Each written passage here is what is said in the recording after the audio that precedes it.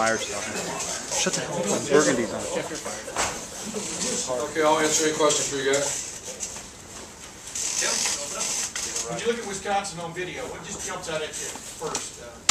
Well, they're much improved football team. Teams either get better or get worse. And obviously, the team we're playing this week has been a lot better. And they're playing probably their best on both sides of the ball right now. Is it in?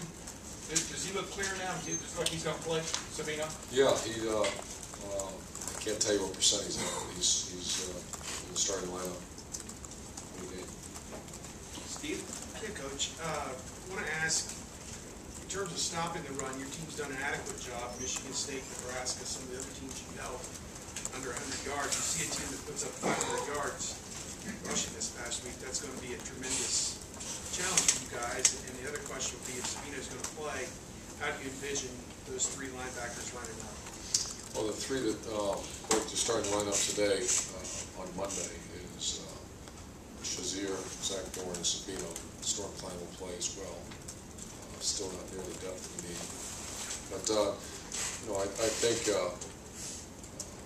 there's ways to stop the run. What they do a nice job is just these multitude of shifts, formations, and motions that are hard to get gap control or gap security. And that's what the good thing is we have had a bye week, so a lot of times we spend on that. They're good enough in throwing the ball that they don't throw much less than you can have to. But that one of the number 4, I believe his name is, he's a heck of a player for us. Front row, Bill? Over expansion. How much do you think, now that you've been through, how much do you think that off week did help you in terms of getting healthy in preparation? I just got it back today, so it's evaluation friendly. We'll find out at 7 o'clock. I'll let you know on 7:30 on Saturday. But we have an excellent day today. It's just 1 of 3. So. Do you sense that there was rejuvenation at all? Oh yeah, I feel we just got to be smart as coaches to keep that rejuvenation. We're down. Excellent day today. I don't want to say surprise, but sometimes you have to beat it out on the first day back. I don't know. Front row, Rusty? Rusty Miller, AP. Along the same lines what Bill was talking about, a lot of coaches are always hesitant coming off the bye week because they see that their team's going to lose an edge or they don't really lose their momentum. Did you do anything at all to kind of maintain that? I'm very worried about that. I guess you worry about everything. But, other than we get a +1 day, we go real hard. So we're full pass. A lot of times coaches are bringing back the shorts, workout, or something like that. We're full pad, pods inside. Probably our most physical practice of the week will be today. And so that's our, over the past, what was it, 11 years as a head coach, that's a big concern. So there's a couple of graduate, you go into it gradually, or you just put the ball down and go as hard as you can. That's what we did. You had teams that you had difficulty picking back up where they were? Or? I can't remember. If I did, then I would have changed because every year I evaluate that. So what I do is I grab practice schedules from the first years and then post-bye weeks. I just take a look how we did it and I pick. Measure it to players we have here. Far right over here, Austin? Austin Ward, ESPN.com. You seem to have really good consistency from Lindsley snapping a few issues. Why would you say that? Pitcher threw a no-hitter, man. Next question. Did you anticipate that could be the case for somebody who was just trying to learn it? Works real hard at his trade.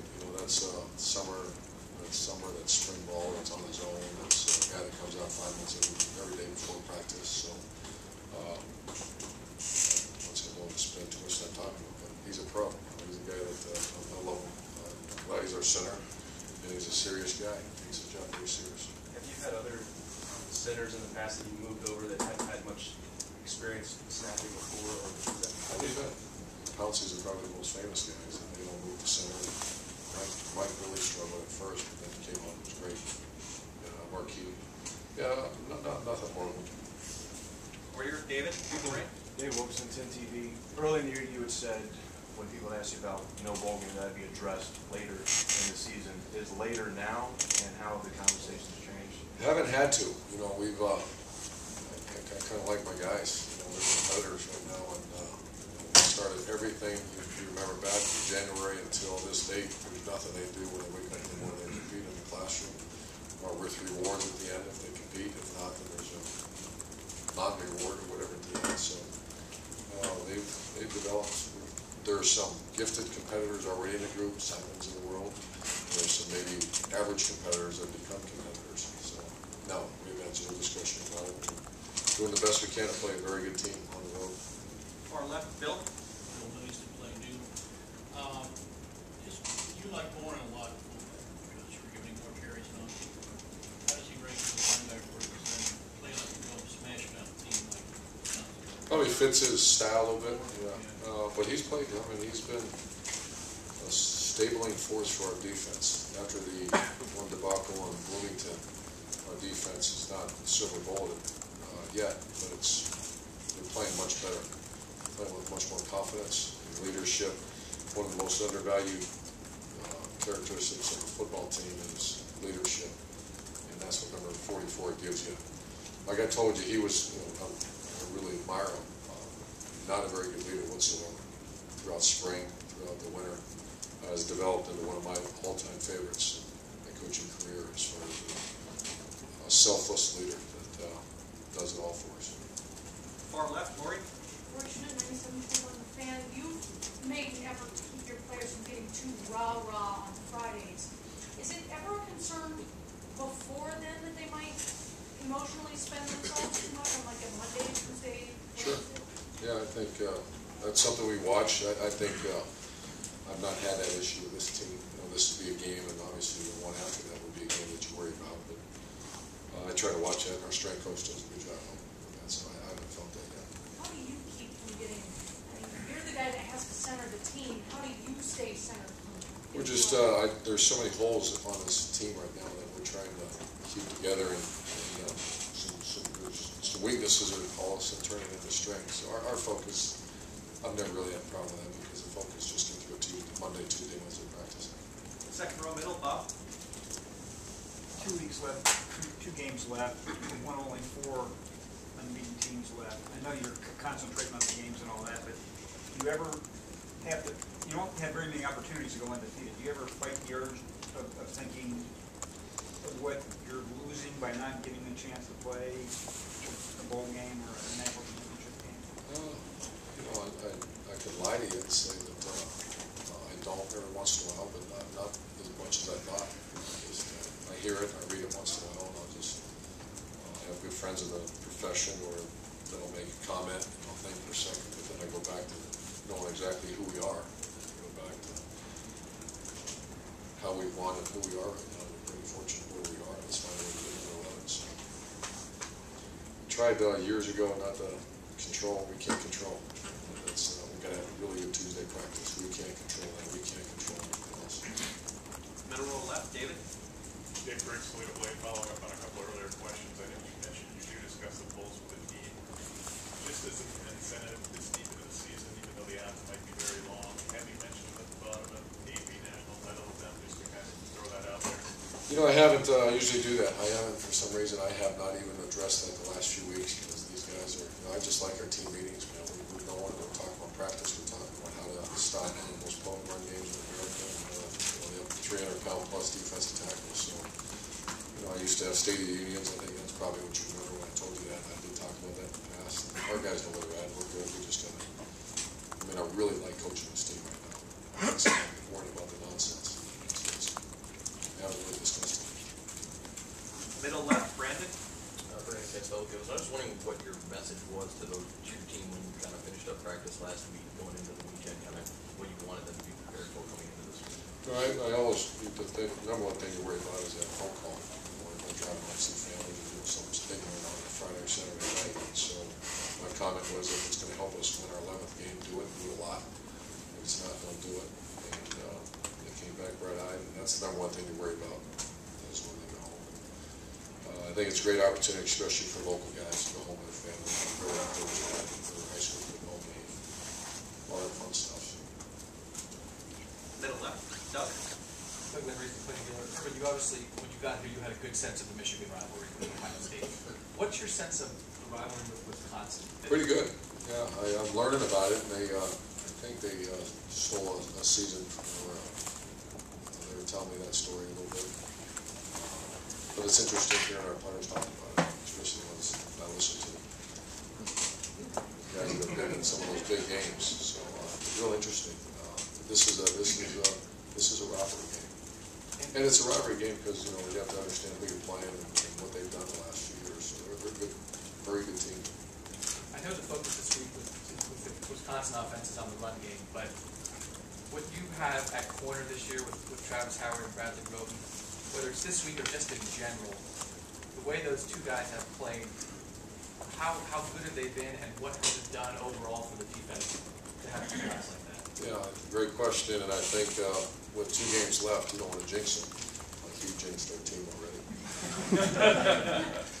But I think those guys have played very well. I think Coach Combs has come in and demanded 2 talented players. One was a freshman, or a redshirt freshman, I guess, really well last year. And then Travis, to me, I can say this because of how much respect I have for him now. He's not a good player. He's a guy that kind of lined up out there, but I wouldn't consider him a good player. Him and his coach have built themselves into, I think, a very good player. So they're falling our category. That's one of the most improved position groups in our team. No question about it. Back right, Clay? Yeah, Coach Clay Hall, ABC6. Similar to Doug's question, do you see this as bad blood? There's a pretty rich recent history here, and is bad blood healthy? I think it's, bad blood as far as, I'm not quite sure the question, but I think whenever you have 2 good teams that play for a lot in the past 3 or 4 years, if that's considered bad blood, then, I mean, it's an intense respect for getting ready. They know what's coming. I can tell them the way they practice today. They're smarter than coaches. You can see what's coming. They know what's coming. I always worry about the ones they don't have respect for. And that's when we got to rah-rah and cheer them on and scream and yell and throw things and all that. Other than teaching technique, and we didn't have to teach them to go hard today. And that's an indication of the respect they have for the team. How about you personally? You and Phelan on the same page now after? Same page. Same, well, what would you call it? A lot of respect for his team. Other than that, it was kind of a bunch of stuff that was blown up. I've never had any issue with it. They're a good team. Back left, Jared? Urban, Jared Smalley, NBC4. I think you hinted at it a second ago, but this is a team with a highly rated defense, total defense, scoring defense.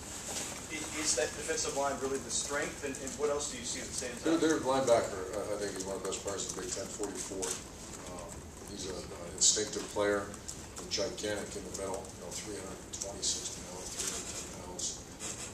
Very sound. They're not a blitz team. They're a team that is extremely well coached. It was good at front seven as we faced, but we faced a couple of ones. One thing about this conference now, you can take shots all you want. There's some very good defenses in this conference. Very good front sevens. And probably better than I thought. Because everybody, Big Ten, Big Ten, Big Ten. Wait a minute now, Big Ten has got a very good front seven. Some of these teams. Back left, Matt? Matt McCoy, TVN. Wisconsin already is, because of circumstances, they're going to represent the leader position in the Big Ten title game. Is that anything to you guys, knowing you can't go there to play the team that's saying we should be there kind of thing? No, we have talked about the fact when they announced that we could win our division, and we haven't won, I guess, with co-winners as of now, but we didn't win it. And if we win this game, I think we'll be winners. And if we win this game, then we win it. That'll be brought up. That's really important to us. Secondly, have you ever been to camp? Oh, yeah. I went with Coach Bruce and then sit up in the booth. Your impressions and memories? Great college atmosphere. Great town and great atmosphere.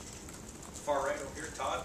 Todd Jones, Columbus Dispatch. Urban, you had a chance to see Monty Ball last year as an analyst and now studying him as a coach. What do you see in him that makes him so effective as a running back? What do you admire about him? And what have you seen in his progress from when you saw him last year to the way he's playing right now? Well, he started slow, and I don't put that on him. I think they had a lot of transition in coaching staff. The coaching staff's been together now for a while, you can tell. Probably a little bit more creative in the run game now than they were early in the year. And I see his strengths are great vision, and he's faster. I mean, he's really a fast player. He pulls away from angles, and his toughness. He can move the ball a bunch of times, and he just keeps getting stronger. So he'll be a very good NFL guy. Couple more questions. Kim? Tim, when it comes to Dispatch, is it to the point now where you think you've got guys who can deliver big plays? I'm talking, for example, Corey Philly Brown. gave you a little curl, whatever, stop, you know, we caught the ball and ran the play. And how big is that going into these last 2 games to have guys step up and do the extraordinary? I would still grade us a C to C minus on the ability to pull through plays. You know, I think number 5 certainly can. I think 34 is developing into a very good person that can break tackles and pull through tackles. He's done that pretty consistently. I wouldn't say he started the year that way in his injury. After spring practice, I knew 5 could probably do it, although we didn't run that much in spring.